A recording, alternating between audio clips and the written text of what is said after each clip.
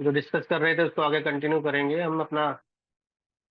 पूर्व क्रम में जो स्वेदन कर्म है वो डिस्कस कर रहे थे हमने। इससे पहले स्नेहन कर्म जो होता है वो हमने कंप्लीट डिस्कस कर लिया है, जिसके अंदर बाह्य स्नेहन व आभ्यंतर स्नेहन पान जो भी होता है वो हम पूरा कंप्लीट कर चुके हैं। और जो भी थेरेपीज होती है अभ्यंगम, शिरोधारा, कटिवस्ती, ये हम डिस्कस कर चुके हैं। आपकी क्लासेस रेगुलर होती रही है। फिर भी कुछ जो टॉपिक्स बचे हुए हैं वो हम इसमें आगे कंटिन्यू कर लेंगे। लेकिन इसी के साथ साथ पूर्व क्रम में जो स्वेदन कर्म है वो मैं आगे कंटिन्यू करा रहा हूँ। तो हमने डेफिनेशन से लेकर जो भी टाइप्स ऑफ द स्वेदन है वो हम कवर कर चुके थे, जिसके अंदर अग्नि, निराग्नि, एकांग, सर्वांग, स्निग्ध और रुक्ष ये सब हमने डिस्कस कर लिया था। और जो 10 भेद निराग्नि स्वेद के होते हैं वो भी हम डिस्कस कर चुके थे। एक बार मैं रिवाइज करा देता हूँ। निराग्नि स्वेद जिसके अंदर डायरेक्ट अग्नि या हीट का यूज नहीं होता है, उसमें किसी वस्त्र को, किसी लोहे पत्थर या किसी रोड को या फिर बालूका या रेत आदि को गर्म करके जो है स्वेदन कराया जाता है। ठीक है। और निराग्नि के अंदर क्या रहता है कि अदर जो चीजें होती है, जैसे भाई व्यायाम करने से भी, एक्सरसाइज जो हम करते हैं कराते हैं तो उससे भी जो है पसीना आता है, स्वीटिंग होती है, तो ये भी एक प्रकार है। ठीक है। वार्म प्लेस चैम्बर यानी कि किसी गर्म स्थान पर बैठा देना या किसी पेशेंट को बैठा देना, वो भी जो है निराग्नि का ही एक भेद है। गुरु प्रावरणम यानी कि उसको कंबल वगैरह कुछ उड़ा देने से भी जो है स्वेदन हो जाता है। भूख भूखा रखते हैं, है ना, हंगर फास्टिंग कराने से भी जो है निराग्नि स्वेद होता है। इसी प्रकार से ये जो है निराग्नि के भेद मैंने बताए थे 10, जिसके अंदर व्यायाम, उष्ण सदन, गृह प्रावणम, क्षुधा, बहुपानम, भय क्रोध, उपनाह, आहव, आतपा यानी कि बाह्य बाह्य मतलब भय मतलब डराना, है ना, डराना धमकाना जो होता है। ठीक है ना, वो भी एक टाइप है निराग्नि का। क्रोध क्रोध दिलाना या क्रोध क्रोध में कोई बात कहना, ये भी स्वीटिंग होती है, इसमें भी हीट प्रोड्यूस होती है बॉडी के अंदर, ये भी एक निराग्नि का भेद है। उपनाह एप्लीकेशन ऑफ पोल्टिस जो करते हैं वो भी एक निराग्नि का भेद है। आहव मतलब रेसलिंग जो कराते हैं, कुश्ती वगैरह जो कराते हैं, वो भी एक निराग्नि का भेद है। इस प्रकार से मैंने अलग अलग टाइप मैंने डिस्कस किए थे। इसी प्रकार से साग्नि जो स्वेद होते हैं, 13 टाइप्स जो होती है वो मैंने डिस्कस किया था। शंकर, प्रस्तर, नाड़ी, परसेक, अवगाह, जंताक, अश्मघन, करशु, कुटी, भूख, कुंभिक, कूप, फोलाक, इस प्रकार से 13 जो साग्नि के भेद बताए हैं वो हम डिस्कस कर रहे थे। ठीक है। तो इसके साथ साथ मैंने ये भी बताया था कि जो स्वेदन कर्म है, ठीक है ना, उसके लिए जैसे भी द्रव्य, जो भी सब्सटेंसेस जो भी यूज करते हैं, जो भी मेडिसिन हम यूज करते हैं, जो भी ड्रग्स यूज करते हैं, उनके क्या क्या गुण होते हैं, है ना। मेनली जो दोष है शरीर के अंदर, वात, पित्त, कफ, ठीक है, उस पर काम करने वाले कौन कौन से द्रव्य हैं, है ना, जैसे वात शामक हो गया, पित्त शामक हो गया, कफ शामक हो गया। ठीक है। जैसे भाई अगर हम ऑयल का यूज करते हैं, है ना, तो ऑयल मेनली किसको सबसाइड करता है, वात रोग को सबसाइड करता है ना, वात की चिकित्सा बताई है ऑयल, जिसमें हम अभ्यंगम वगैरह कराते हैं। तो ये कैसा होता है, रुक्ष हो सकता है ना। रुक्ष यानी कि पत्र पिंड पोटली वगैरह हम कराते हैं तो एक रुक्ष वेद होता है वो। स्निग्ध होता है ना, तेल जो होता है ऑयल स्निग्ध होता है, मृदुता होती है, इसमें सॉफ्टनेस होती है, लुब्रिकेटिंग एक तरह से फैक्टर होता है, लुब्रिकेटिंग एजेंट होता है। तो वो वात का शमन करता है, वात और कफ का शमन करता है ना। स्निग्ध वृक्ष जो होते हैं, जो द्रव्य होते हैं स्निग्ध वृक्ष, वो क्या करते हैं, वात और कफ को शमन करते हैं। जो स्निग्ध होते हैं वो केवल वात को करते हैं, और जो रुक्ष द्रव्य होते हैं ना वो होगा, कफ ना को होगा। शमन करते हैं। नहीं होगा। ठीक है। तो रुक्ष स्वेद जो कराते हैं, जैसे बालू का स्वेद वगैरह हो गया, है ना, जैसे बालू का स्वेद कराते हैं, या फिर रेत की पोटली बनाकर स्वेदन करते हैं। ठीक है। कपड़े को सेकते हैं, कपड़े से सेकते हैं, तो ये सब रुक्ष स्वेद हो गया, इससे मेनली कफ का जो है समन होता है। तो ये हमने डिस्कस किया था। उसके बाद हम डिस्कस कर रहे थे कि जो स्वेदन है वो अलग अलग जगह पर कैसे किया जाता है। ठीक है ना। तो ये भी मैंने जो दो प्रकार इसके बाद डिस्कस किए थे, एकांग स्वेद और सर्वांग स्वेद। ठीक है। एकांग स्वेद मतलब किसी एक पार्टिकुलर पार्ट का, अगर स्वेदन किया जाता है ना, बॉडी के किसी एक हाँ, पार्टिकुलर पार्ट का, जैसे बैक का हो गया है ना, लंबोसेक्रल रीजन जो हो गई, कटी प्रदेश जिसे बोलते हैं, उसका वो, छेदन करते हैं। सर्वाइकल रीजन जो नाक, जो हमारी गर्दन होती है, उसकी बैक एक एरिया, अपर बैक का जो एरिया है, जो है उसी को ही जो है छेदन करते हैं। आज नहीं ठीक आ है। रही। ये हेलो, आवाज आ रही है मेरी आप सबको? Am I audible all of you? मेरी आवाज आ रही है आप सभी को? क्या आप सभी मेरी आवाज सुन पा रहे हैं? हाँ जी सर, आ रही है आवाज। ठीक है। तो हम जो एकांग स्वेदन जो करते हैं, उसमें पार्टिकुलर बॉडी का किसी एक पार्ट का स्वेदन किया जाता है। जैसे गर्दन का हो गया, नाड़ी स्वेद वगैरह से करते हैं। ठीक है ना, कमर का, लोअर बैक का करते हैं, या फिर जो नी जॉइंट होते हैं, ठीक है ना, केवल उन्हीं का स्वेदन किया जाता है, तो उसको एकांग स्वेदन बोला जाता है। ठीक है। इसी प्रकार से सर्वांग स्वेदन होता है, यानी कि होल बॉडी जिसमें यू जो है स्वेदन किया जाता है, पूरी बॉडी का स्वेदन किया जाता है। जैसे स्टीम चैम्बर में पेशेंट को बैठा देते हैं, तो उसमें सर्वांग स्वेदन हम करते हैं पेशेंट का। ठीक है। तो इस प्रकार से मैंने दो भेद बताए थे, एकांग स्वेद और सर्वांग स्वेद। नेक्स्ट हमने क्या डिस्कस किया था कि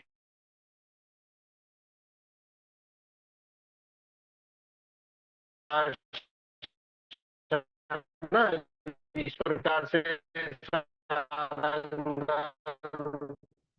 ये अलग अलग आज जिन्होंने डिसाइड किया, ग्रंथ इन्होंने लिखे हैं। ठीक है। तो क्या आयुर्वेद की पद्धति है, वो किस प्रकार से इसका यूज करते थे, तो उसके अकॉर्डिंग कुछ उनके जो है कंसेप्ट है, कुछ उनके पॉइंट्स हैं, उनकी परिभाषाएं हैं, तो वो उन्होंने किस प्रकार से स्वेदन को बताया, तो वो हम डिस्कस करेंगे। जैसे आचार्य सुश्रुत और वाग्भट ने जो है चार प्रकार के स्वेदन बताए थे।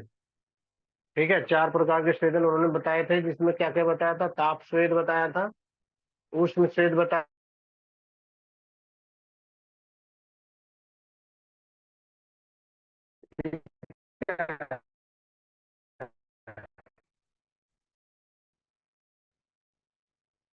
ये मैंने लास्ट कर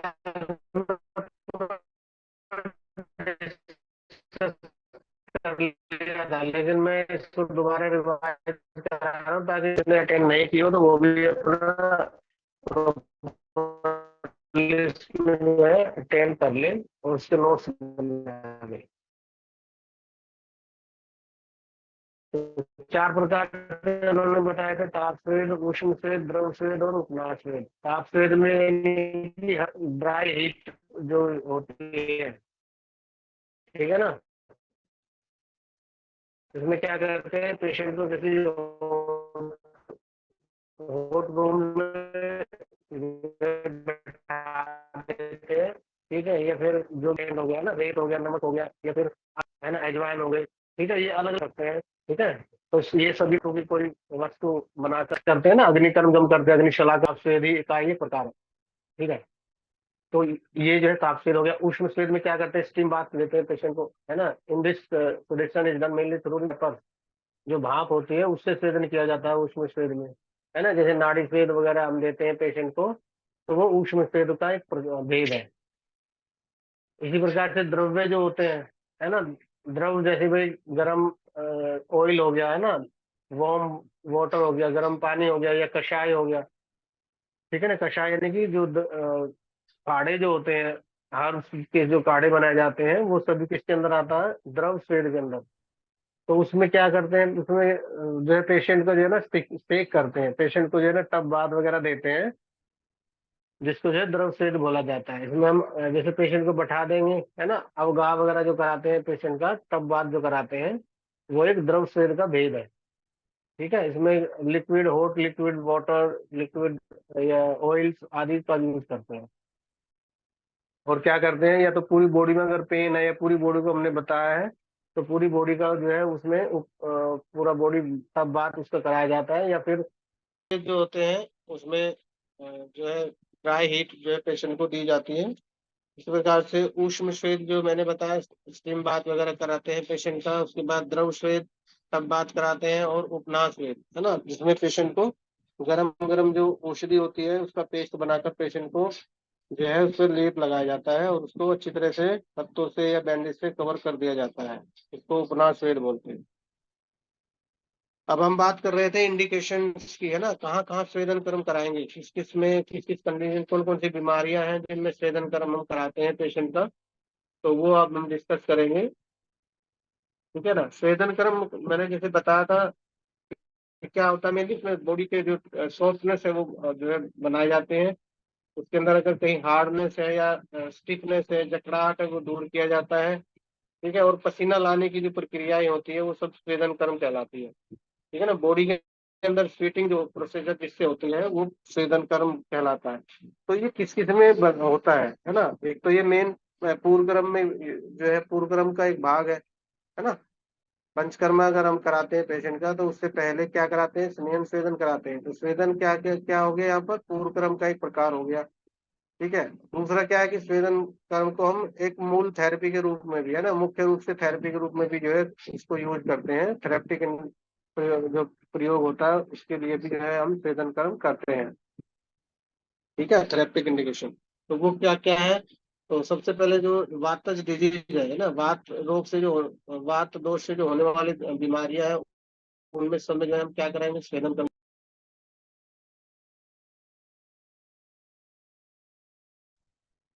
हेलो।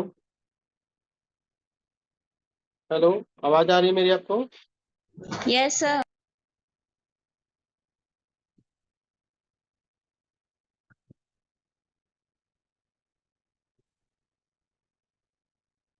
ठीक है। ठीक है। तो उसमें क्या करते हैं हम, कौन कौन से जो है बीमारियां हैं, कौन कौन सी डिजीज है, कौन कौन सी कंडीशन है जिसमें स्वेदन कर्म किया जाता है। तो वो एक तो वात और कफ के दोष जितने भी है, वातज व्याधियां, जैसे पेन से रिलेटेड इश्यूज है पेशेंट के अंदर, है ना, दर्द है, सूजन है ना, जकड़ाहट है, ठीक है, डिफिकल्टी है। ठीक है ना। तो जितने भी ये वात रोग है, जैसे जॉइंट्स के डिजीज, जॉइंट डिजीज हो गई, या हेडेक हो गया, ठीक है, या उधर शूल हो गया, पेट में दर्द है, या बैक में दर्द है, या घुटने में, नी में, कहीं पे भी दर्द है बॉडी के अंदर, तो वो सभी वात की वजह से ही होता है।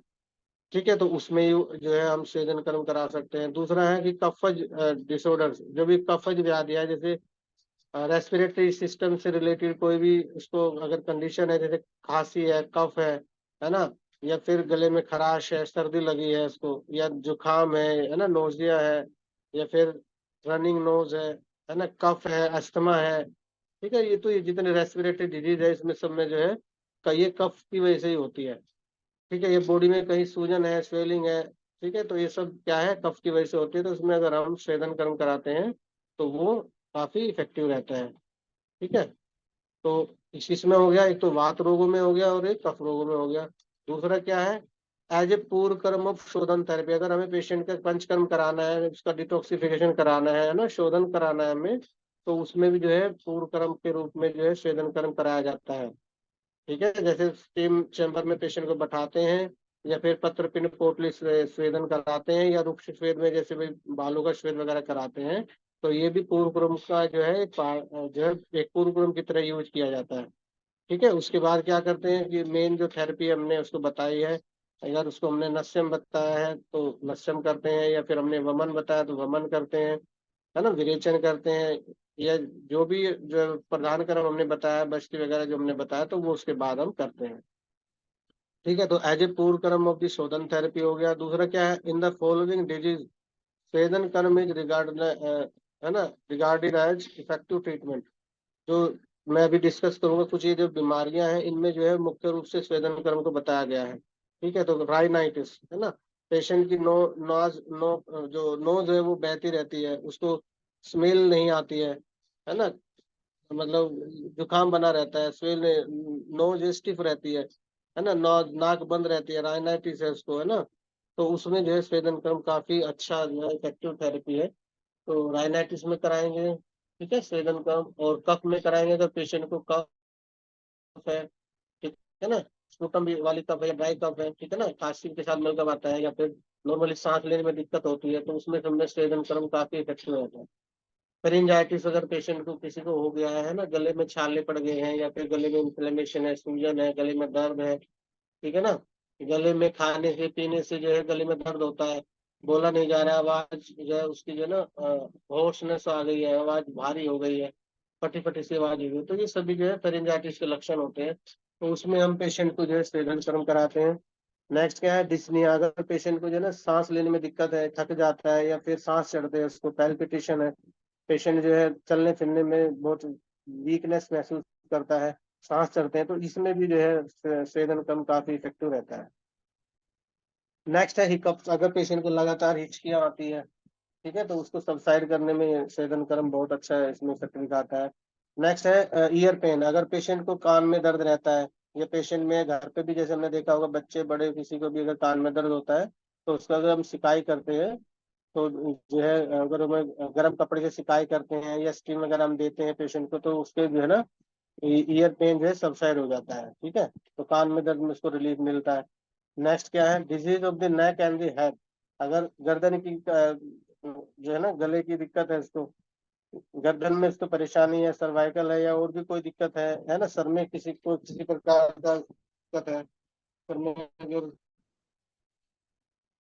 हेडेक है या फिर कोई स्वेलिंग है, तो उसमें जो है स्वेदन कर्म काफी इफेक्टिव रहता है। और क्या है, डिस्टेंशन ऑफ एब्डोमेन। अगर पेट फूला हुआ है, पेशेंट को गैस बनी हुई है, पेट कंप्लेन होती है, पेट कहता है पेशेंट को गैस बनती है, फूला हुआ है ना, उसको जो है ना प्रॉपरली डाइजेशन नहीं होता है, तो इस तरह से हैवीनेस उसको महसूस होती है, उसको लिथार्जी रहती है, उसको आलस्य रहता है, गुरुता बनी रहती है, प्रॉपरली जो है उसका डाइजेशन ठीक नहीं है, इंडाइजेशन की कंप्लेन रहती है, पेशेंट का जो है पेट फूला रहता है, तो उस केस में भी स्वेदन कर्म काफी इफेक्टिव है। ठीक है, तो डिस्टेंशन ऑफ द एब्डोमेन। और क्या क्या हो गया, कॉन्स्टिपेशन। पेशेंट को अगर लंबे समय से जो है ना कॉन्स्टिपेशन बनी हुई है, पेट साफ नहीं होता है, तो उसमें इफेक्टिव है आमज डिसऑर्डर। जितने भी आमज व्याधियां होती है, आम रोग जो होते हैं, आम मतलब एक तरह से जो है अजीर्ण जो कंडीशन होती है पेशेंट की, जिसके अंदर जो है ना उसका प्रॉपरली जो है मेटाबॉलिज्म ठीक नहीं है, तो डाइजेशन प्रॉपरली सही नहीं है उसका, ठीक है। तो ये परेशानी काफी लंबे समय तक अगर बॉडी में रहती है, एक टॉक्सिन की तरह काम करता है आम बॉडी में, है ना। सूजन आता है, जोड़ों में दर्द, जो भी हमें हमारे जो फिंगर्स होते हैं, इसके जोड़ जॉइंट्स जो होते हैं, संधियां जो होती हैं, ये सूजन आ जाती है, स्टिफनेस आ जाती है, पेन होता है पेशेंट को, ठीक है। तो ये जितनी भी आम के जो कंडीशन है, मेनली जो है ना आम ही सभी बीमारियों की एक जड़ है। तो आम ऐसी कंडीशन है, आम मतलब टॉक्सिन, बॉडी के अंदर टॉक्सिन्स हो गए हैं, ठीक है, तो उसमें स्वेदन कर्म काफी इफेक्टिव रहता है। क्योंकि पेन इन एब्डोमेन, पेट में बिल्कुल तीव्र शूल होता है ना, अचानक लेफ्ट या राइट साइड में अगर पेन ज्यादा तेज हो जाता है, तो उसमें भी अगर हम स्वेदन कर्म कराते हैं, सिकाई वगैरह कराते हैं, तो उसमें तो बहुत रिलीफ मिलता है। Feeling of heaviness. अगर पेशेंट को भारीपन महसूस हो रहा है ना, काम करने का मन नहीं है, इच्छा नहीं है, हमेशा जो है उसको डलनेस रहती है ना, तो ये सभी अजीर्ण की कंडीशन होती है, तो उसमें भी जो है स्वेदन कर्म काफी अच्छा इफेक्टिव रहता है। अगर पेशेंट को कोल्ड हो गया है ना, कफ एंड कोल्ड हो गया है, रनिंग नोज है, तो स्वेदन कर्म कराएंगे, स्टीम वगैरह हम दे दें उसको, ठीक है, तो उसमें जो है काफी उसको रिलीफ मिलता है। बॉडी एक है, पेशेंट को है ना बॉडी में दर्द है कहीं पे भी, होल बॉडी में कहीं में भी दर्द है, तो उसमें अगर सिकाई वगैरह करते हैं या फिर बालू का श्वेद वगैरह हम करते हैं, पीपीएस कराते हैं, तो उसमें जो है काफी रिलीफ मिलता है। नेक्स्ट क्या है, स्टिफनेस ऑफ द फ्लैंक्स। अगर उसके जो है ना लोअर साइड जो फ्लैंक रीजन है, फ्लैंक मतलब होता है कि जो हमारा लीवर होता है उससे नीचे का जो एरिया होता है, अम्लाइकल, जो हमारी अम्लाइकस होती है उसके दोनों तरफ, लेफ्ट और राइट साइड का जो एरिया है, उसको इलियक फ्लैंक बोलते हैं, ठीक है ना, इलियक फोसा जो होता है। तो अगर उसमें कहीं दर्द है पेशेंट को, तो वो भी जो है स्वेदन कर्म करने से काफी उसको रिलीफ मिलता है। स्टिफनेस ऑफ बैक, कमर में अगर उसको जो है ना जकड़ाहट है, ठीक है, स्टिफनेस है, हिलने डुलने से परेशानी, दर्द है, तो उसमें सिकाई करने से या फिर बालू का स्वेद करने से या नाड़ी स्वेद करने से, है ना, जो भी स्वेदन कर्म बताए गए हैं, अलग अलग जो भेद बताए हैं, मेरे किसी को भी जो as per the requirement patient की क्या है उसको चाहिए, तो हम उसको स्वेदन कराएंगे, तो उसमें पेशेंट को रिलीफ मिलता है। स्टिफनेस ऑफ बैक हो गया, स्टिफनेस ऑफ वेस्ट, है ना, ये है कि साइड की जो अपर जो थोरेक्स रीजन होता है, इसकी साइड की जो एरिया होता है उसको वेस्ट बोलते हैं, है ना। बैक जो हिप रीजन से ऊपर का एरिया जो रहता है ना, तो वो सारे एरिया पे अगर कहीं पे भी दर्द है, स्टिफनेस है ना, मूवमेंट में होने में दर्द है, तो उसमें अगर हम उसको हॉट पैड फोमेंटेशन या फिर स्वेदन कर्म कराते हैं, तो उसमें रिलीफ मिलता है। नेक्स्ट क्या है, stiffness of the foot and नी। अगर पैर में अगर जो है स्टिफनेस है, ठीक है, घुटने घुटनों में दर्द है, ऑस्टियोआर्थराइटिक कंडीशन, अर्थराइटिक कंडीशन है, तो इसमें यह पेन किलर की तरह काम करता है। सूजन को एंटी इंफ्लेमेटरी काम करता है। ठीक है, सूजन को कम करता है, दर्द को कम करता है। sciatica का पेन है पेशेंट को, रेडिएटिंग टाइप ऑफ पेन है, अगर हम सिंपल उसको जो सिकाई भी कर दें या नाड़ी स्वेद दे दें, ठीक है ना, या फिर हॉट फर्मेंटेशन दे दें, गर्म कपड़े से सिकाई कर दें, तो जो भी अलग अलग जो टाइप बताए हैं स्वेदन के, अगर उनमें किसी को भी जो है एज पर रिक्वायरमेंट अगर यूज करते हैं तो उसमें जो है sciatica का जो दर्द है वो भी सबसाइड होता है, उसमें भी आराम मिलता है। नेक्स्ट क्या है, कॉन्ट्रैक्शन, है ना। कॉन्ट्रैक्चर अगर पेशेंट के अंदर क्या है, इसमें स्किन वगैरह जो है ना खिंची हुई सी महसूस होती है, अगर उसमें स्वेदन करेंगे तो रिलैक्स में हो जाता है। ठीक है। हार्डनेस, कहीं अगर बॉडी के अंदर कोई भी हार्ड टिश्यू है, ठीक है, अगर स्वेदन गर्म करेंगे सॉफ्टनेस उसमें हो जाती है। तो स्ट्रेचिंग स्टिफनेस, अगर खिंचाव की तरह उसको अगर सूजन है, जकड़ाहट है, ठीक है, खिंचाव से महसूस होता है बैक में या पैर में या कहीं पर भी बॉडी में, तो स्वेदन अगर उसको कराते हैं तो उसमें रिलीफ मिलता है। नेक्स्ट है नंबनेस ना। पेशेंट में अगर सुनपन कहीं है, किसी भी बॉडी का, किसी भी बॉडी पार्ट का, हाथ में हो सकता है या पैर में हो सकता है, ठीक है ना, तो कहीं पर भी अगर नंबनेस की फीलिंग है, सुनपन रहता है इसको, तो स्वेदन कर्म करने से उसको जो है काफी रिलीफ मिलता है, कुछ सेंसेशन जो है रिलीफ उसको महसूस होने लगती है ना। क्रैम्प्स, अगर पेशेंट को क्रैम्प्स की हिस्ट्री है तो स्वेदन कर्म करने से क्रैम्प्स काफी रिलीफ होते हैं। ठीक है।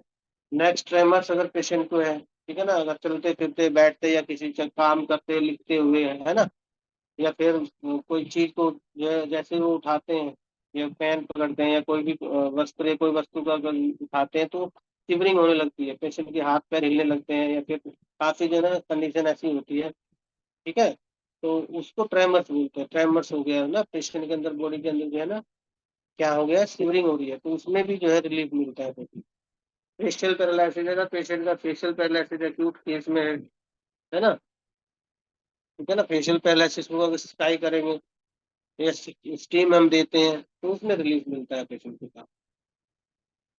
तो ये अलग अलग जो है इसमें इंडिकेशन बताए हैं। इसी प्रकार से जो है अदर्स फर्दर को कुछ इंडिकेशन बताए, जैसे डिसार्थी, अगर पेशेंट को जो है कोई भी नर्वस डिफेक्ट है पेशेंट को, ठीक है ना, नर्व से रिलेटेड कोई इश्यूज है, बोल नहीं पाना है, पा रहा है, या कि प्रॉपरली जो है वो कोऑर्डिनेट नहीं कर पाता है, बोलने में दिक्कत होती है, तो उसको डिस्टार्किया बोलते हैं। तो उसमें भी अगर स्वेदन कर्म कराते हैं पेशेंट का तो उसमें काफी रिलीफ मिलता है।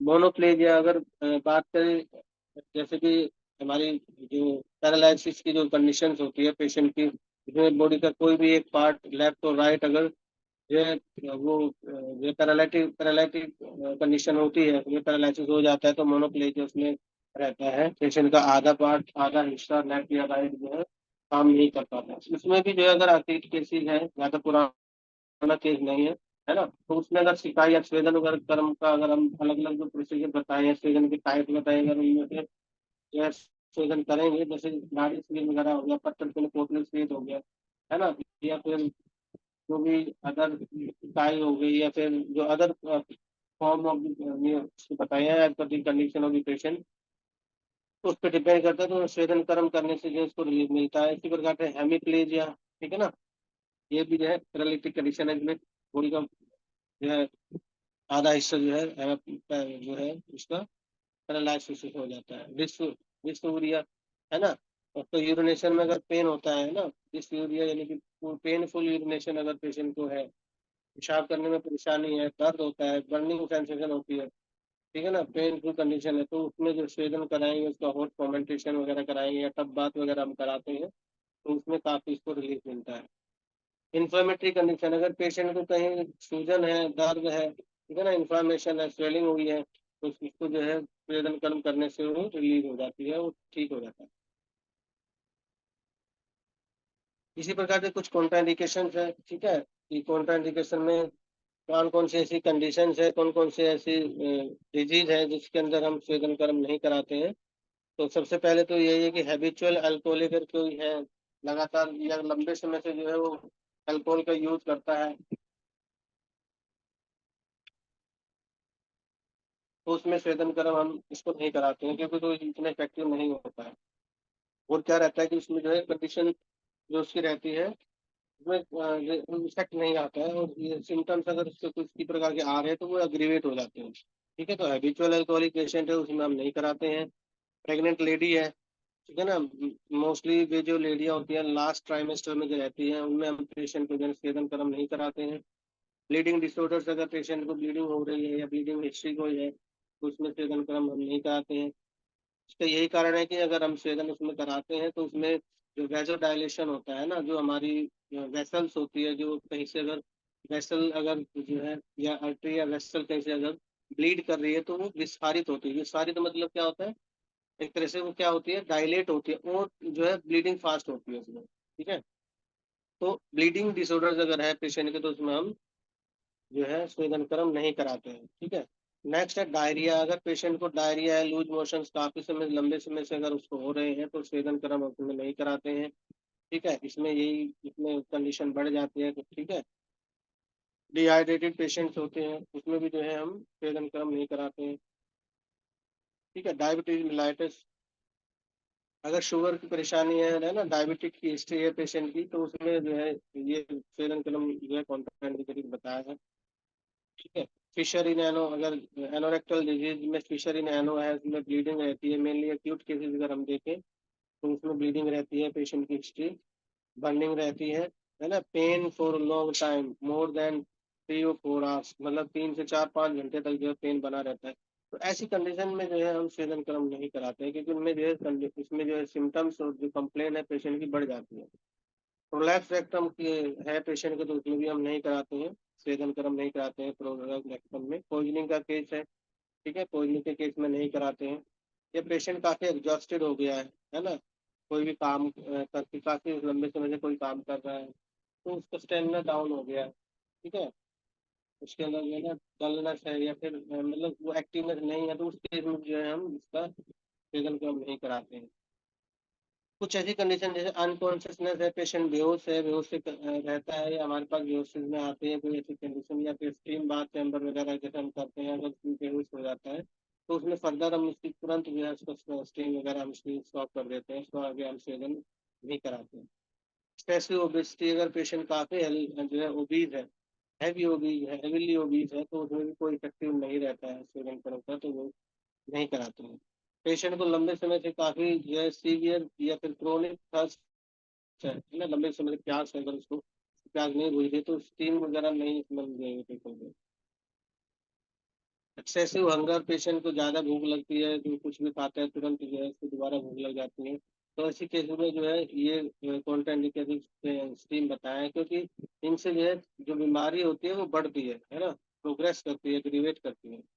गुस्सा अगर पेशेंट या किसी को भी आता है या गुस्से वाली जो कंडीशन है उसमें स्वेदन नहीं कराते, क्योंकि ये फर्दर जो ऑलरेडी गुस्सा है तो स्टीम भी जो है एक तरह से अग्नि को ही प्रदीप्त करती है, अग्नि को ही बढ़ा रही है, शरीर के अंदर क्रोध उत्पन्न करेगी, तो उसके अंदर जो है वो बढ़ जाएगा, उसको क्रोध बढ़ जाएगा। ठीक है। ग्रीफ, अगर पेशेंट किसी जो है ऐसी स्थिति में है जिसमें जो है वो सोच विचार में जो है लगा हुआ है और कोई रिस्पॉन्स नहीं कर रहा है, काफी अपने आप को जो है इस तरह से ऐसी कंडीशन में महसूस करता है जिसे बोलते हैं डिप्रेशन में चला गया है, तो उसमें जो रहती है स्टेम या फिर कोई भी थेरेपी, मेनली जो स्टेम से रिलेटेड है, तो हम उसमें नहीं कराते हैं, स्टेम कर्म में नहीं कराते हैं। जॉन्डिस के अगर पेशेंट को जॉन्डिस है, ठीक है, तो ये भी जो है कॉन्ट्राइंडिकेशन बताया है। स्टेम या फिर सेगल कर्म जॉन्डिस में भी कॉन्ट्राइंडिकेशन बताया है। एनलार्जमेंट ऑफ एब्डोमेन, अगर पेट बढ़ गया है, ठीक है ना, एनलार्जमेंट कितने कारण से हो सकता है, तो प्राणी पेट में अंदर एसाइटिस की कंडीशन हो सकती है, या लीवर जो है उसका फैटी लीवर वगैरह हो सकता है। ठीक है ना, तो ये जो कंडीशन होती है इनके अंदर जो है स्वेदन कर्म को कॉन्ट्राइंडिकेटेड बताया है, इनमें नहीं करना। ट्यूबरक्लोसिस का पेशेंट है, टीबी का इन्फेक्शन है, तो उसमें स्वेदन नहीं करना। गाउटी अर्थराइटिस है या गोट का पेशेंट है, ठीक है ना, जो इनमें तो उसमें स्वेदन क्रम नहीं करना, क्योंकि अगर हम इसमें इन ऐसी ऐसी डिजीज में स्वेदन क्रम कराते हैं तो इनसे क्या रहता है कि पेशेंट की जो कंप्लेन है वो बढ़ जाती है। ठीक है ना। ऑलरेडी इसके अंदर इन्फ्लेमेटरी साइन है, अगर हम और भी स्वेदन करेंगे तो वो एग्रीवेट हो जाएगा। ठीक है ना, दर्द उसको बढ़ जाएगा। ठीक है, सूजन बढ़ जाएगी, दर्द बढ़ जाएगी, इसलिए इनके अंदर स्टीम हम नहीं कराते हैं। ठीक है। वीकनेस, अगर पेशेंट के अंदर कमजोरी है तो उसमें भी नहीं कराते हैं, क्योंकि वो सहन नहीं कर पाएगा। फेंटिंग अगर हो रही है, पेशेंट को बार बार बेहोश हो रहा है, तो उसमें भी स्टीम नहीं कराएंगे। ठीक है ना। ग्लूकोमा है पेशेंट को, आंखों की दिक्कत जो रहती है, अगर पेशेंट मोतियाबिंद वगैरह जो हो जाता है पेशेंट की, तो उसमें भी स्टीम वगैरह की जो है इफेक्टिव नहीं रहता है, तो इन चीज़ों में हमें अवॉइड करना चाहिए। तो ये कुछ कॉन्ट्रा इंडिकेशन थे। इससे पहले हमने इंडिकेशन जो थे अलग अलग वो हमने डिस्कस किए। अभी हमने कॉन्ट्रा इंडिकेशन डिस्कस किए। इसी प्रकार से जो है स्वेदन कर्म में कहाँ इम्पोर्टेंट है कहाँ का नहीं, तो ये हमने डिस्कस कर लिया है। आगे की क्लासेस में हम ये देखेंगे कि हमारा क्या क्या इसके जो टाइप्स होती है वो अलग अलग हम पेशेंट पे किस प्रकार से जो है इसको करते हैं। जैसे नाड़ी छेद की पूरी फुल डिटेल हम देखेंगे। ठीक है ना, नाड़ी छेद हो गया, सर्वांग छेद हो गया, फिर पत्र पिंड पोटली छेद हो गया। अब वहाँ जो अलग अलग जो है ये अभी हम डिटेल में डिस्कस करेंगे। मेनली जो हमारी आईपीडी जो या फिर पंचकर्मा की जो हमारे जो थेरेपिस्ट रहते हैं, जो थेरेपी रूम रहता है, इसमें हम क्या प्रोसीजर करते हैं, ठीक है, स्टीम कैसे क्या करते हैं, तो ये सारा आगे हम डिस्कस करेंगे। तो आज के लिए हम इतना डिस्कस करते हैं। नेक्स्ट में इसकी टाइप्स वगैरह फर्दर हम डिटेल में डिस्कस करेंगे। जल्द से जल्द सिस्टम जो है स्वेदन कर्म जो है हम डिस्कस करने के बाद फर्दर हम आगे इसको जो है move करेंगे। तो आज के टॉपिक में कोई भी कुछ बात समझ में नहीं आई है या कुछ पूछना चाहते हैं तो वो आप पूछ